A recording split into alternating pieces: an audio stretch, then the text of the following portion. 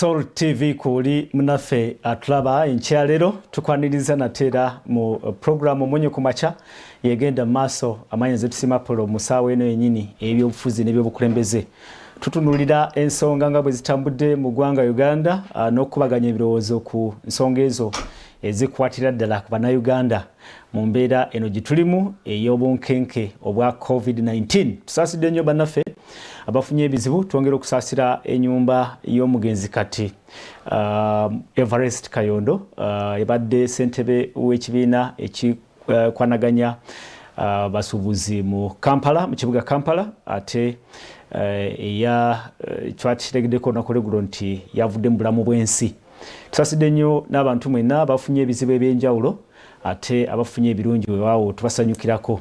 Tujja kwogera ku nsonga era ze zimu ze ziriwo kati y'embeera ey'obunkenke, y'embeera ey'omuggalo ogwalangirirwa His Excellency the President mu ntegeka y'okulwanyisa ekirwadde ekya COVID-19 nga eggwanga Uganda ligenda mu wiiki namba tumalako wiiki esooka ey'ennaku 42 ezatuweebwa nti mu kiseera ekyo abatwala erudde eno bajja kubanga beetegereza embeera nga bweri ate tulabike nga twedwanako mu mbeera etali nyangu. Mu studios negatiddwako RCC we Nakawa Mwami Herbert Anderson Bulula. Tugere kubigenda maaso ebibuuzo badde bikyali bingi, obulamu abantu bajja butambuza batya mu kiseera kino ate n'abakwate baako ensonga nga ye abali mu enforcement ensonga bagisanze batya erudde eyo. Nkwaniriza Herbert Anderson, buuza kuba tulaba. Basebo ne bannyaba batulaba, njagala okwebaza Mukama Katonda akyatuwadde obulamu era akyatukumye nga tuli balamu, wabula nga tulina okwongera ku buvunaanyizibwa obwo ne tuba nga naffe twekuuma tuteesuulirayo gwanaggamba. Essaala yokka temala, okukkiriza kwokka tekumala nga tekuli bikolwa. True. Ebyo byonna tuteekwa okubyongerako ebikolwa, okusigala okuwa ekigambo n'okukkiriza amakulu. Tulina obuzibu mu bakkiriza. Ebiseera ebisinga balowooza okukkiriza kumala byonna. Naye ate nga ne Bayibuli egamba nti okukkiriza okutaliiko bikolwa, okutaliiko kikolwa, tekulina makulu. So nga tusaba nga tukkiriza mu kuwonya ne mu kugabirirwa kwa Mukama Katonda, twetaaga okuteekayo omwoyo okwetangira. Tokemanga Mukama Katonda wo, si kigambo kyava mu bajulizi, rather mu ba disciples. No, tekyava eri bakabona. No, tekyava eri muntu wa bulijjo, kyava mu Yesu Kristo. Yekka. So toddaawo gwe n'olowooza nti ojja kema Mukama Katonda wo olw'okuba okkiriza nnyo, olw'okuba osaba nnyo, olw'okuba osiiba nnyo. Ekyo kyokka kibi. Era tolina nabwe ojja kukiwoza mu maaso ga Katonda nti wazze lwa bulagajjavu. Atuuke mu maaso ga Yesu bakwekange nti onazze ki, yalagajjalidde COVID. Ekinsanyusiza kyekyokuba nti bannabyabufuzi ssebo erudde nno mu nsonga z'obwakabona mutulumbye. Temulina kye mwogera nga temwongerezaako kiri mu Bayibuli. Nda President Museveni buli kyayogera kati abeerako n'olunyiriri. Tamanyi ebintu bino Yesu kyakuyigirako kyamaanyi by the way. Yesu yakemebwa nnyo mu bintu by'omwoyo n'omubiri. Ng'abantu bagezaako okumuditaakingako ensi y'omubiri naye ng'ataagiri. He lived both lives, spiritually and physically. And he was careful, by the way, with either his spiritual life and his, human life. So tetusobola kugamba nti tukkiriza nnyo nga ne gwe tukkiririzaamu tetumumanyi. Ate okuba munnabyabufuzi tekitegeeza nti tolina by'okkiriza. Naffe ennyiriri muzikuba buddinda. Ndaba His Excellency the President bwe lwakwata akazindaalo era asooka kutuyisa eri mu kigambo. Otherwise, so far tuyinza okugamba so good wadde tuli mu kusoomoozebwa okw'amaanyi. olw'embeera etali ya bulijjo. Waliwo ekibuuzo ekinene bwana Anderson nga tulina kutoka ku discussion yaffe butya bwe musanze enforcement ya directives na biki byonna. COVID-19 waliwo ekirowoozebwa nti atagetinze nnyo elite the corporate world mu kiseera kino. Gwenda okulaba abafa abakwatibwa members of parliament ba officers ababeera mu office okiraba otya ekyo? Anti kakati abo oyinza obbageraageranya ng'omulongooti oba kalina mu kitundu. Ebitundu byonna wabaawo ebizimbe ebiri elevated oba omuti oguli waggulu ennyo ogumanyiddwa. But in actual sense, yes, n'ekyo nakyo kituyambyeko. Si mu bubi si mu bulungi sigamba nti tukyenyumirizaamu naye kituyamba kati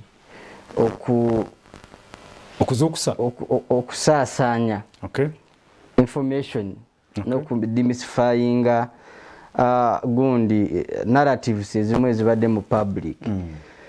Jjukira luli lwe twalina gundi eyasooka lockdown eyasooka abantu baali baga obulwadde bw'abazungu abaddugavu tebutusobola.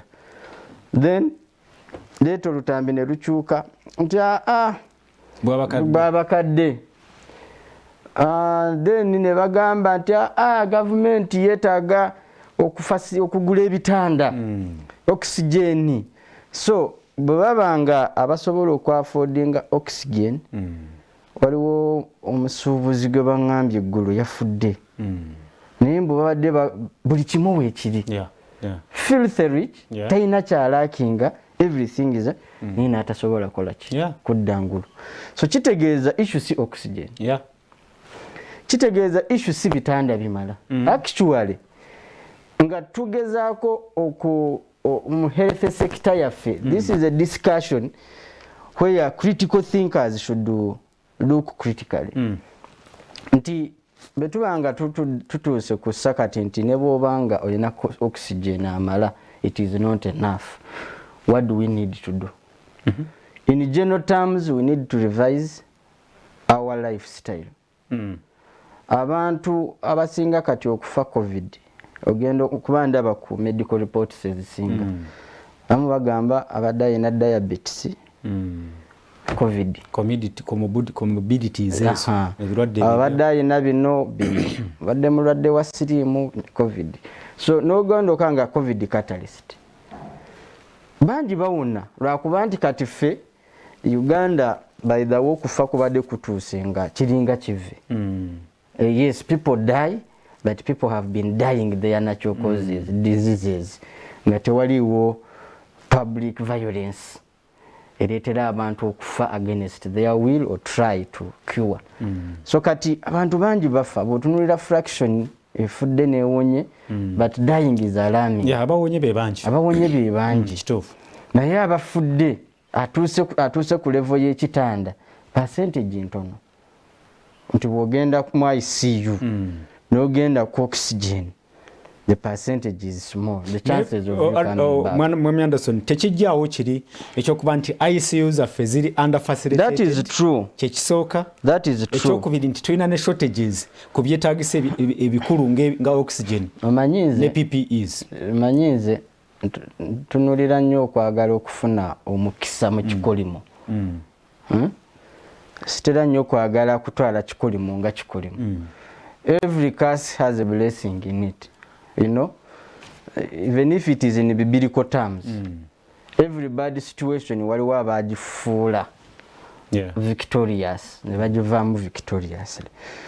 ICUs bw'oba olaba endwadde ezisinga okututwala mu malwaliro sikyogera nga kubalaata, but these are lifestyle diseases. ICUs ezitutwala mu malwaliro bibeera birwadde bya mitima, anti kyenkugamba lifestyle diseases bwe bityo.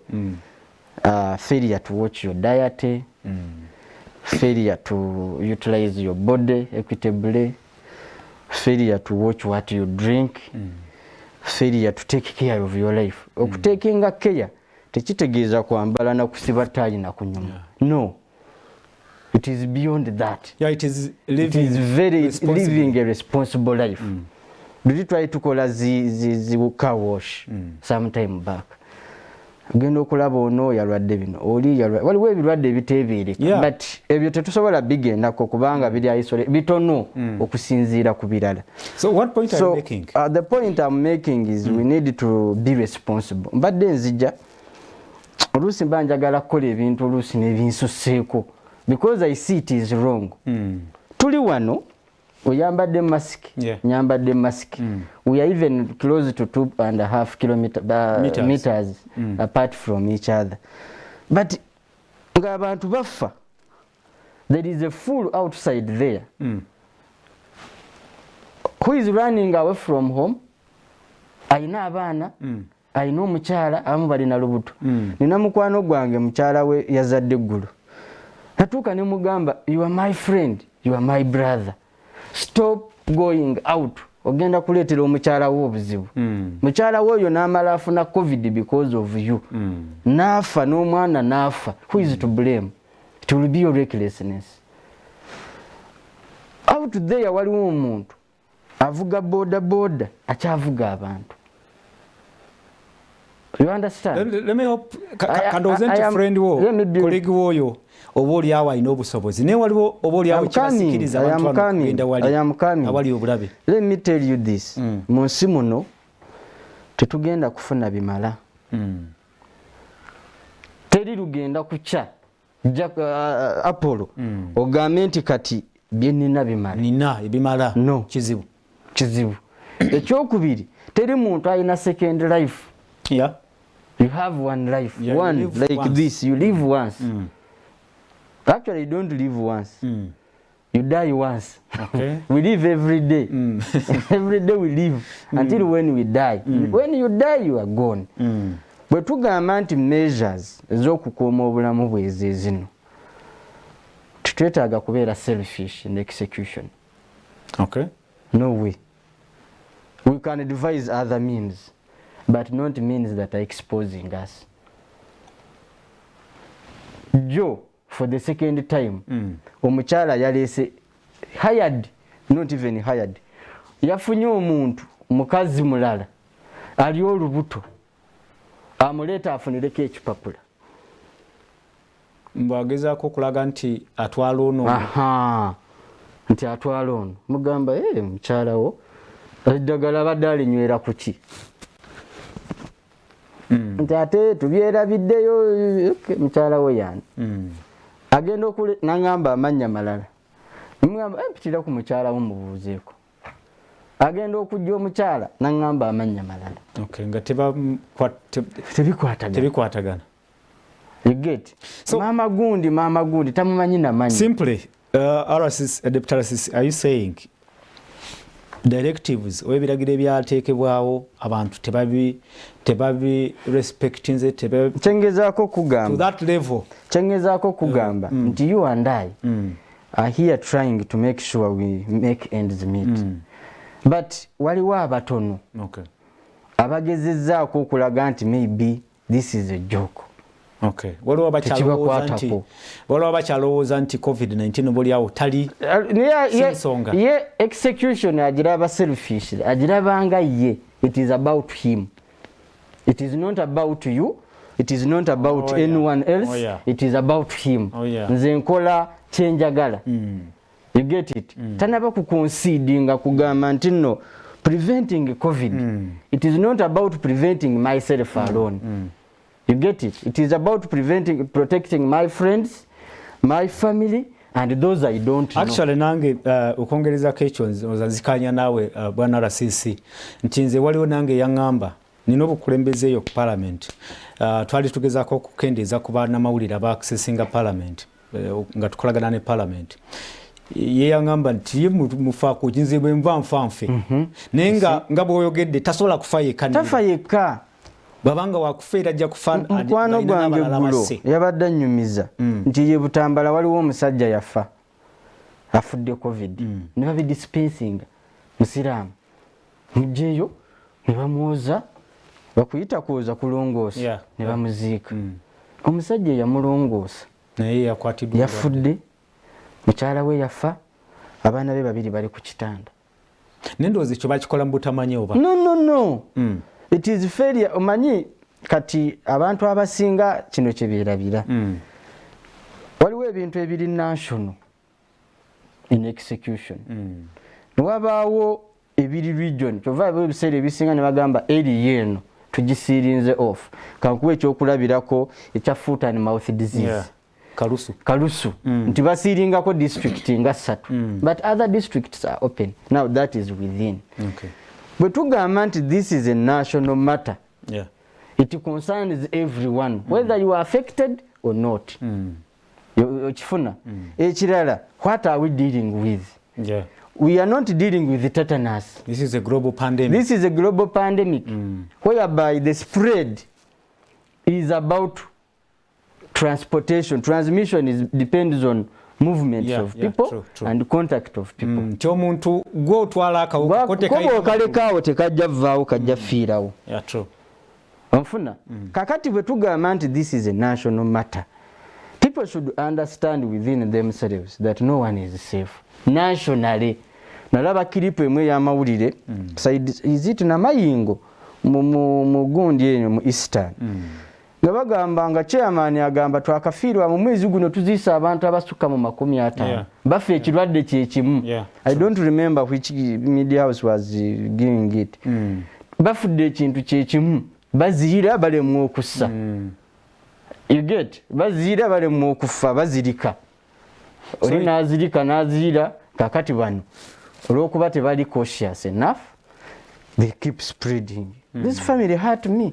Oli bamugambo n'engeri gyafuddemu erabika covid afa abasiraamu tetukola bwe tuti omuntu waffe tuyina omulongoosi. Bwana Anderson kyandibanga kituufu enkola eyo ya beliefs n'enkola practices zaba naffe baganda baffe abayisiraamu zandibanga obuulyawo zezaviirako wave ojjukira wave eyasooka yalimu basheekhe emabega kaawo waliwo abalowooza nti kyandibanga kyekyaviirako embeera even now engeri gye basinkana gye basemberera kumpi communities that are largely affected the community y'abasiraamu bambi. Let me tell you this. Bino abiŋŋamba actually mukwano gwange nabadde njogera naye eggulo. Naŋŋamba e Butambala nambalira abantu ku kyalo. Oli twamuziika luli mwannyinaze yafudde kojja wange yafudde leero tuziika anko ng'abambalira naye naddayo naŋŋamba naye ekitta abantu bano baalwawo okukizuula n'okukkiriza nti basobola okusala amagezi amalala ag'engeri y'okulongoosaamu abantu nga bafudde. Tuze ekyo bwana Rasisi kiteekwa kuddayo eri ekitongole ky'ebyobulamu kiveeyo kitangaaza obulewo. The challenge we have now is to accept. Kuba ku ntandikwa owekitiibwa Rasisi ku ntandikwa kye baatugamba nti covid takwata kuva ku mulambo nti omulambo kasita omuntu bamala okufa akawuka obulewo kafa ojjukirawo baatugamba mabegako wali mu gw'omukaaga noza gw'omusanvu nti kati ministry tekya undertaking barriers n'abantu basobola bwebanga bagusabise bulungi nti abantu basobola ogenda nebeziika. Kati tuze tufuna baziyita variants ez'enjawulo zikwata bwanjawulo ziyisa bwanjawulo. That is why now n'abato bafuna ki bafa n'abakadde bafa n'abadde talina chronic diseases bazitaana ne communicable diseases naye afa because these variants zonna zibehaving differently. And that is why as of now issue eriwo eri nti tuteekwa okufuna measures if omuntu wamwe muyina omulongoosa according to beliefs do it professionally. Mukirekere abakugu bamubanga mulabanga tewali bakugu bamala you can train. And I think here Uganda Muslim Supreme Council should come out strongly and talk about this because si covid tetumanyi bbanga lwe tugenda kuba naye ekyokubiri teri alina expertise emala ku covid. Not even America has. It's a new disease. It's a new disease. N'ababireeta byabasukkako as of now. So bwe tubanga tetulina expertise emala tulina okukkiriza nti tuteekwa okukola ffe ekimala. We have to devise means. And fill all the gaps. Omanyi olwaleero bw'ogenda n'oleeta omu Japan eyakola Toyota abaana be wakisika bamusinga obukugu bagitege bamusinga obukugu ye yayiga kwa assemblinga ebyokukanika tabimanyi tamanyi nti nno emmotoka oyinza n'ogizizika self nga toyina kisumuluzo so at this time tuteeka okukola measures ezimala bwe ziba nga zikola nagenze nenkola clip because I knew abantu baffe ojja bagoba ku kkubo badde manju tojja kusobola kutuuka buli manju wa buli muntu wa buli kubo wachi with this population we have so because bebana banga abo bongamba bavubuka banga beera mu zigete mabega bayina social games zebabeeramu to pass their time ebintu byabwe byonna their social culture is about sharing. There is nothing they do without sharing. Which actually in normal terms would be good. Yes. In normal life. Which is a good. That is how they survive. They survive on sharing. Bebagamba nti tugenda kubba babbawamu. Bebagamba nti tetugenda kubba bonna bakikkiririzaamu. Bebagamba nti eno stick ye yange yomu asobola okugisharingako. Now this is reality. This is reality. It is reality. Kyoyogeddeko akatono ako ka stick kuba babukozesa nnyo. Yes. Bakateeka mu kamwa nubuulyawo n'akawa n'omulala naye bonna basobola okukola ki okukola. So kakati enkola social games zaabwe bazanya ludo, bazanya matatu, bazanya poolu. These are all games that are about sharing. Either we sharing a chew, we share the surface. The balls are the same. So at the end of the day, I can't escape the dice touching where you have touched or touching what I have touched. So I made a clip. Nga chali bangi. Buvato cheberedde ng'ofuluma. Because the message must not be rigid. No, it must not be so conservative. No. It has to be cross-cutting. If you must, ngolaba bikulemye. Because we cannot all control. Nsobola okudde waka, nendaba TV, nensoma ekitabo, nempandiika kyempandiise, obudde ne bukola ki? Ne buziba. Not everyone will do the same. So nengamba bw'oba ogenze, tugeze social games oba ozannya luddo, nga kito kyebeereka, kale waakiri yambala gloves. Bawo mamala gloves ngo sobola okuzijjako nozisuula nonaaba n'okola ki but touching will not be inevitable. So someone mu group emu n'agamba RCC's message is misleading. Each said we should stay home, which is true. But what are we going to do with people who can't control themselves? The sensitization must reach. Yes. Tesobola kubeera confined tesobola in one area. Waliwo extremes. Tesobola abagamba nti bw'obanga tosobola kwekuuma okwegatta kozesa akapiira. So my rationale is ne bwe tujja ne tubakwata nga mubadde mugatharinga oba ne tuba dispersinga at least tojja genda na kirwadde kukisaasaanya. You will leave it somewhere. At least yes omenya amateeka naye oba nakugwirako kubanga ne bakukwata tugeze oba ne bakudispersing nga ng'ogenze nabo. How are we going to do that? So bino byonna bisumbuwa nina gwe nabadde ngamba eggulo nti bye tuliko bya kisiru.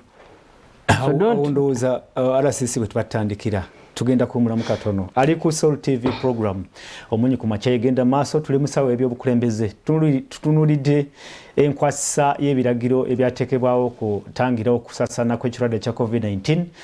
RCC oba Deputy RCC bebamu office ezimu ez'enkizo mu ntegeka eyo kuba bebakwasaganya ensonga ya tebali ku task forces eza district mu ntegeka eyo kulwanyisa ekirwadde kya COVID-19.